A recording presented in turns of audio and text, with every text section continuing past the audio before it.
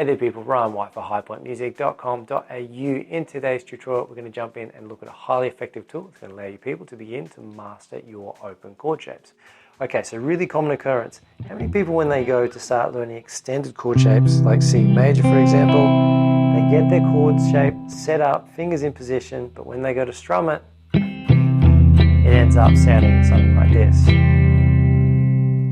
One of the best things about using the checking method once you've got your fingertips in good fret position for your chord shape is it allows you to go through and find out exactly what the problem is and then isolate.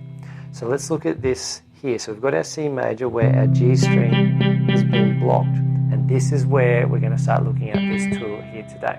So what you need to do is you need to find the problem first, and then you need to isolate just that finger. And what we're going to do is hit the note, making sure where our finger is, it's nice and clear, and then we're going to use the open string below. Okay, so you've got that and that. So you're adjusting the finger from the position where it was muffling the note to where you've got it ringing clean and clear.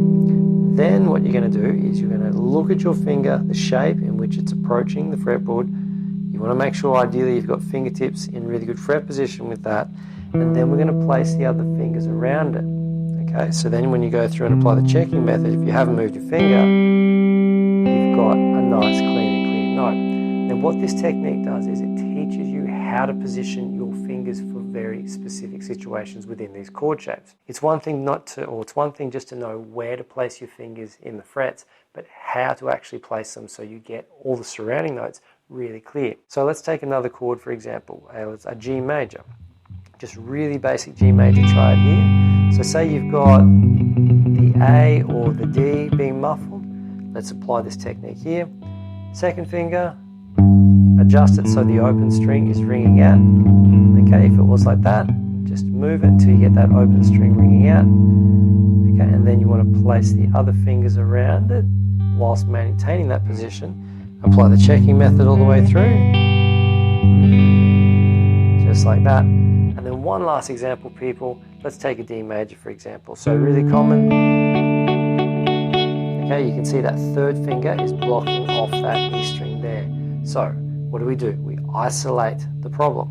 Okay, then we're going to adjust fingertips in really good fret position. Okay, until we get that open note into position. Study the angle in which the finger is approaching the fretboard. Place the other fingers around it.